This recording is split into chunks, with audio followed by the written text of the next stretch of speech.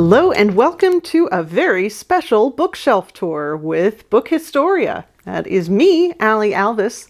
I am your friendly neighborhood pink-haired book historian, and today I am going to talk to you about book history books.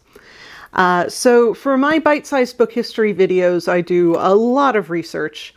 And I have 2 master's degrees, and for those I did a lot of research. And I'm also a rare book cataloger at Type Punch Matrix, and for that job I do, you guessed it, a lot of research. So over the years I have accumulated quite a few books that are about books. So today I am going to share some of those with you. They range from sort of beginner, entry-level book history books to super-duper specific topics, and I will talk through all of those, sort of starting with the more broad and getting narrower as we go. So let's get started. Okay, starting with the first book history book I ever read. This is The Book on the Bookshelf by Henry Petroski, and I bought this before I even knew that I wanted to be a rare book librarian or any sort of librarian. I was interested in microhistories. Microhistories are sort of a genre within the history book, and my cat particularly likes them apparently. But they're about very specific aspects of history, like diamonds and wood and the depiction of hands and art. And bookshelves, I thought, that's a fun micro-history, and so here we are. I read this on a train in Gateshead when I was living in the Newcastle area in England, and it still has this Metro card from 2013. Yeah, vintage. So this is a really great introduction to sort of the concept of books as things.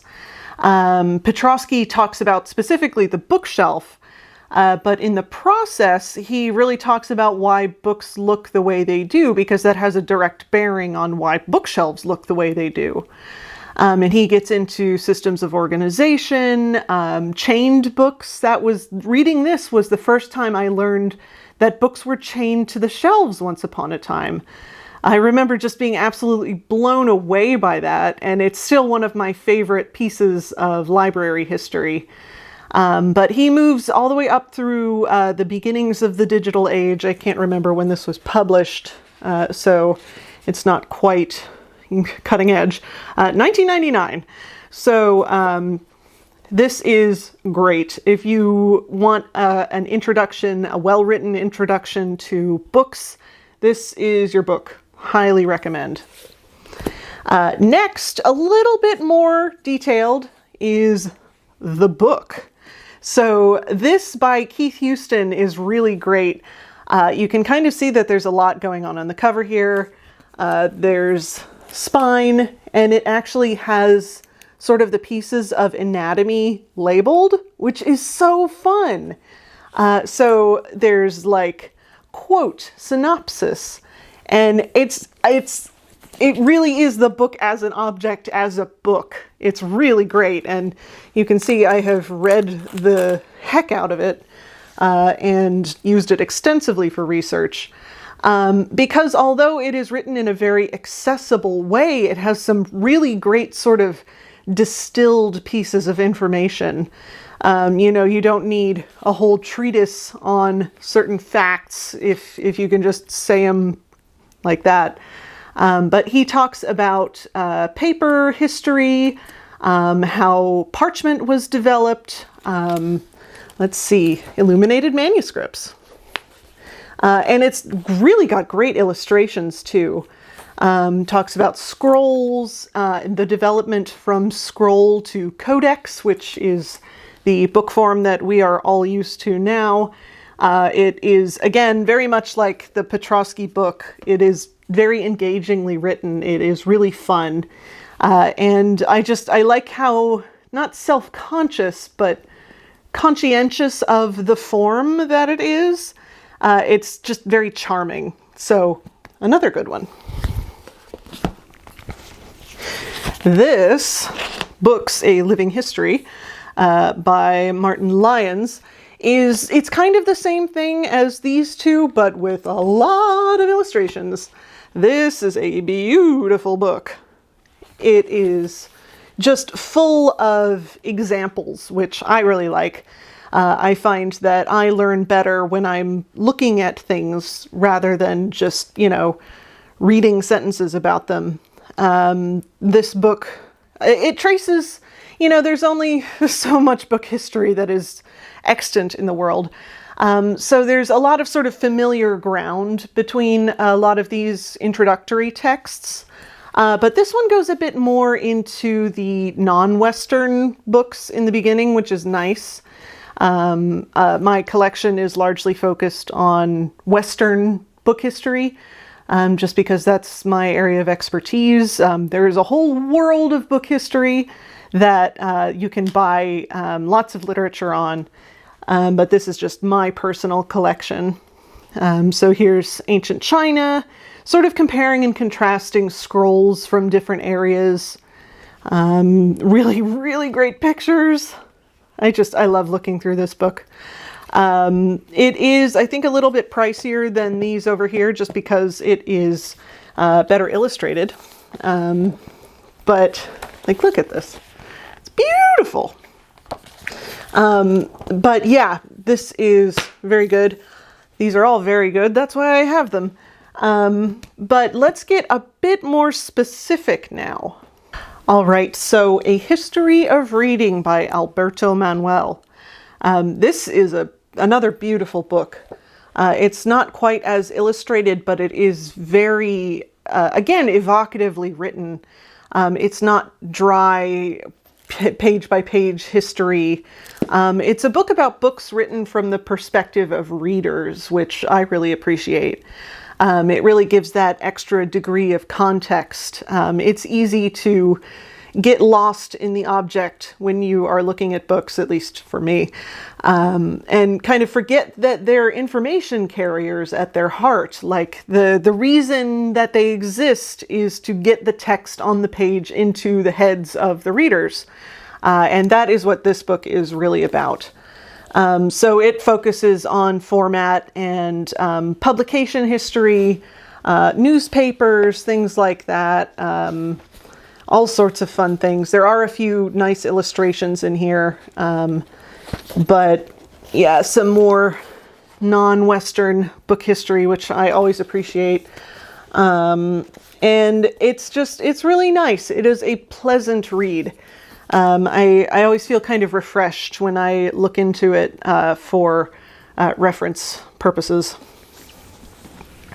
Next, which has been sitting here that whole time, is Sarah Werner's Studying Early Printed Books. This is the book. If you want one book on old books that tells you about old books, this is your book. It is inexpensive, it is very detailed, and it's excellent. It is just a barnstormer of a book. Everything from printer's devices to press work. I don't know why I just picked out 2 P terms. It's not really alphabetized. But it walks you through the production of a hand press book, sort of from beginning to end, from casting the type to the hands of the readers. And sort of everything in between. There are a lot of little asides and notes of interesting aspects of books that you might not be aware of unless you are looking at an early printed book. It also has some great little examples of questions to ask in a class if you are teaching one on early printed books. So yeah, this is terrific. If I were teaching a class on books, this would be one of the core texts. So very, very highly recommend. A book that is always a core text of classes on early printed books and book history in general is John Carter's ABC for Book Collectors. I have not always been a fan of this book. The bar for entry can be a bit high. It is organized like a dictionary, so A to Z. And if you don't really know the term you're looking for, it can be difficult to find it. But once you sort of have your feet wet in book history or book collecting, then this becomes very, very useful. I was talking to my boss, Rebecca Romney, the other day about how difficult it is to really distill book history facts into single sentences without saying a lot of, well, unless, or in this specific instance, it was like this, or because there always seems to be an exception to the rule when it comes to books, especially hand-pressed books. And Carter really gets close. He comes close to distilling it. Between Carter and Werner, I think that these two are very good complements to each other. This one, really low bar for entry. You can get right into it. It might be a bit complex for beginners, but Sarah's tone is really great and really walks you through it. ABC assumes kind of a baseline knowledge, but once you are there, it is great. You can also just read it cover to cover.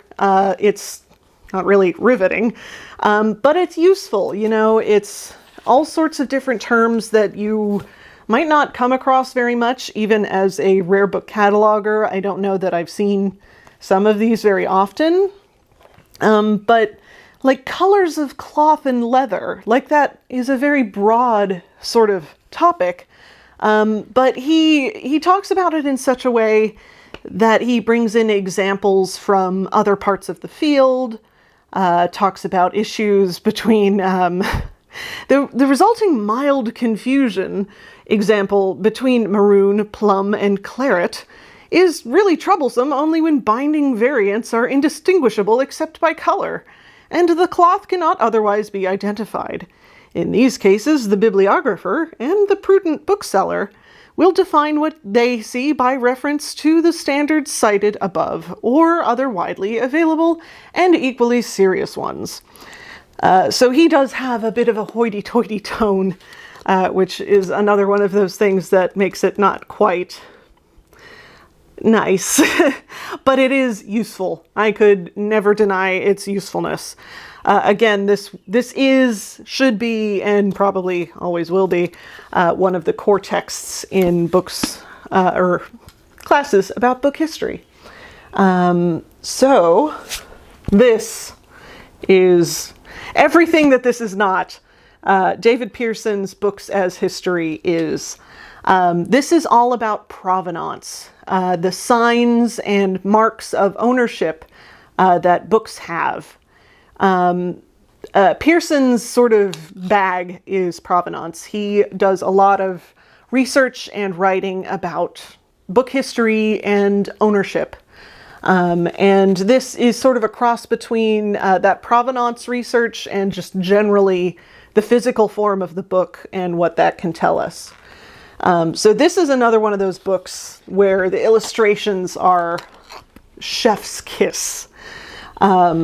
If you're looking for examples, again, I'm more of a visual learner, so it always helps to have, you know, a piece of writing and then a concrete example right next to it.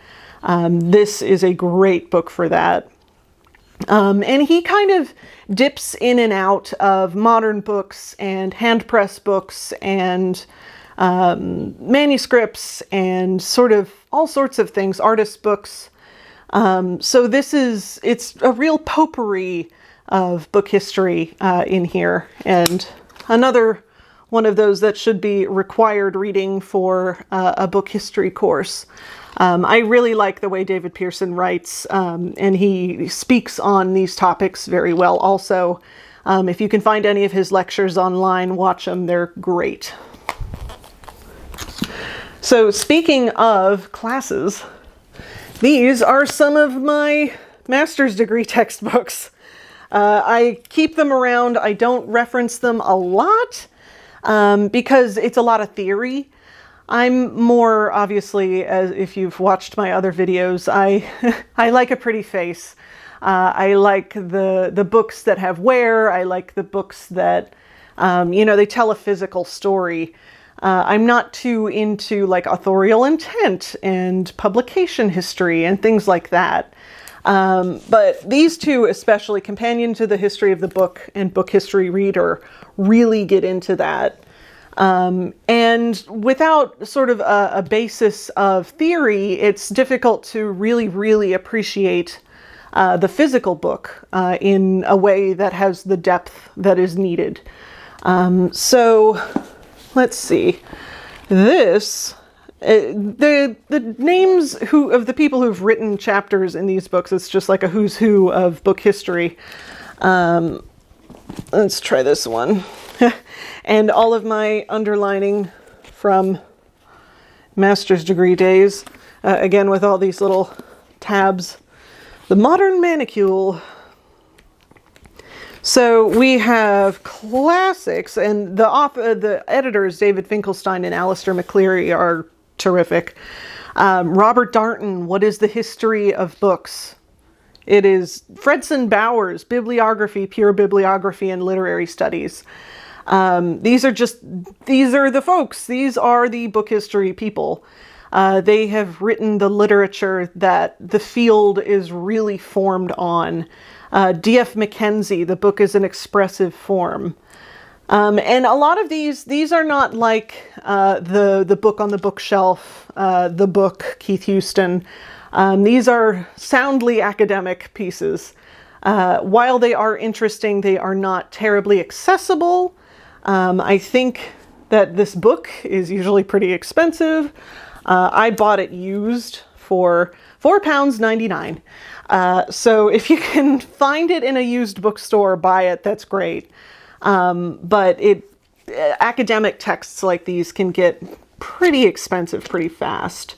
But again, you will probably run into them if you are doing a class on book history. And you might be able to find singletons of the articles floating around in PDF form somewhere, just to make it a little easier on yourself. But these are classics. And then this book, which I have lost the dust jacket to, the book, A Global History. This has nice red end papers. Edited by Michael Suarez, who runs Rare Book School. And this is a global history of the book. It is more Western-centric, but it does have a lot of chapters on different countries' histories of the book. So China, Korea, Japan, Australia, New Zealand, Latin America, talking about Inca and Aztec writing and codices, things like that. It is a broad overview, a lot of these chapters. They are very good, but it might leave you wanting a bit more detail. But this is a good place to start. Now getting into a bit more specialized, we have Introduction to Manuscripts by Clemens and Graham. This is very, very good. Another book that I had to buy as part of my master's degrees. And it is what it says on the tin, Introduction to Manuscript Studies. So this covers everything from the manufacture of manuscripts, the making of parchment, the mixing of pigments, illumination, assembly of the book, and particularly scribal hands, which is a great resource. If you have ever looked at a medieval manuscript and said to yourself, oh my God, how do you read that? Clemens and Graham can help. Even I struggle with reading medieval handwriting sometimes, and people have for years. So one of the things that I have sort of tucked into this book is a photocopy of a cheat sheet that someone wrote, I think, in the 19th century. I found it laid into a book in the library where I used to work, and it has abbreviations, Latin abbreviations. Medieval people loved their abbreviations, which is not great for modern people who don't necessarily know Latin so well that they can grasp all of these abbreviations. But it makes me happy that people have really always struggled with these abbreviations. And Clemens and Graham also have a few cheat sheets in here. So part 2 is all about reading the medieval manuscript. Very nicely illustrated again. Lots of great examples. And they talk also about different genres of manuscripts, which is really cool. This is the Book of Hours opening chapter. Always a sucker for a Book of Hours. But I've seen this on sale on Amazon sometimes for pretty cheap, which is surprising for the quality of book. But it really is a great introduction to manuscript studies. It's written in language that is accessible. It does get a bit academic later on, but it works up to it. It doesn't just hit you with it right off the bat. So very nice. Speaking of illuminated manuscripts, Image on the Edge by Camille. This is more specifically about grotesques or drolleries. Those little guys in the margins of illuminated manuscripts running around getting up to all sorts of weird and wonderful activities. And he goes into more detail about sort of the concept of medieval margins. So even the outside of the church is a margin. So you might find stonework that sort of is in the same vein as those strange creatures in the margins of illuminated manuscripts. It's really cool. It is pretty academic, and it's a bit flowery in some places, I feel. But it's a great sort of snapshot of this very specific part of illuminated manuscripts that a lot of people have a lot of questions on. He does talk a bit about the knights fighting snails and all of the weird rabbit antics, although he doesn't quite have the answers either, because nobody does. Even the people making those illuminations knew that they were subjective. But for more information, you can watch my bite-sized book history video on the topic, which liberally cites this book. And now, two books that are very near and dear to my heart because this is my research area. The Douglas Cockerell and Son Bindery. Douglas Cockerell was a bookbinder who worked closely with T.J. Cobden Sanderson, sort of the Morris arts and crafts milieu, and he had a son called Sidney Cockerell. And they were bookbinders and, importantly, book conservators. So they really pioneered the field of book conservation as we know it today. People were always rebinding their books, but Douglas and Sidney really made it a science.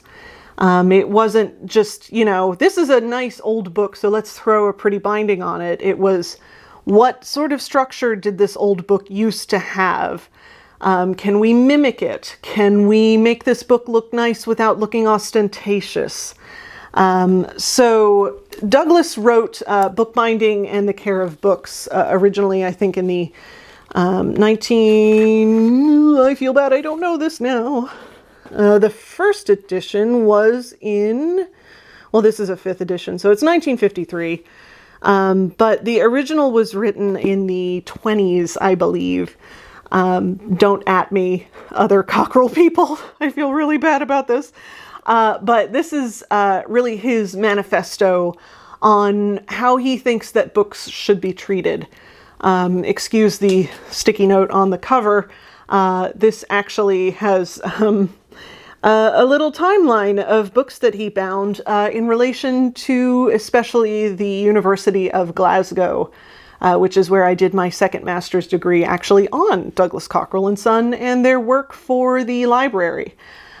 So it has sort of vestiges of my master's degree work. But this is very specific bookbinding stuff about how to make a headband and how to lace leather into boards and things like that, like really, really specific stuff. And because it is older, it is not really written like the guidebooks that we know now. It is a bit more lyrical in some ways, more conversational.